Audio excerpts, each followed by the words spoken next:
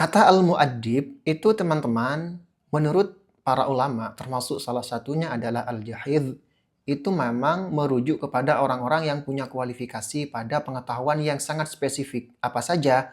Pertama adalah sastra Arab, meliputi puisi, kemudian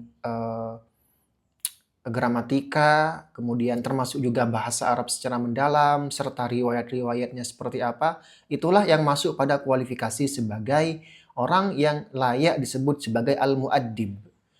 Termasuk pula, mu'addib itu harus menguasai akhbarul Arab qabla al-Islam. Peristiwa-peristiwa penting yang meliputi pertikaian antar kabilah pra-Islam.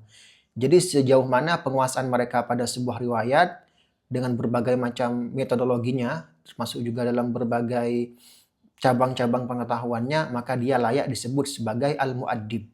Makanya ilmu-ilmu yang saya sebutkan barusan seringkali oleh para ulama, oleh para pakar bahasa disebut sebagai ulumul mu'addibin. Ilmu-ilmu yang menjadi spesialisasi para al-mu'addib. Makanya ketika seorang intelektual sampai pada level tertentu, seperti level Al-Kisai, kemudian level Al-Farra, mereka menjadi tenaga pengajar di lingkungan elit.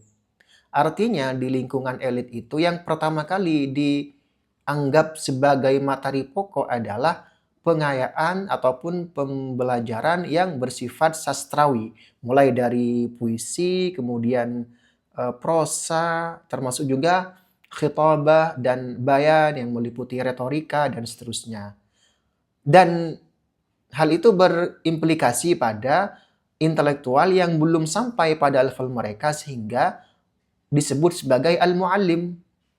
Jadi orang-orang yang hanya pakar Al-Quran, hafal Al-Quran, kemudian ilmu-ilmu agama lainnya, mereka masuk pada kategori al-muallim. Sehingga mereka hanya bisa mengajar di kalangan awam atau di kalangan masyarakat pada umumnya saja. Tidak sampai pada level menjadi al-muaddib di lingkungan istana, kekhalifahan, dan seterusnya. Dan perbedaan ini pasti berimplikasi pada pendapatan gaji dan tingkat apresiasi yang diberikan kepada mereka. Seperti itu.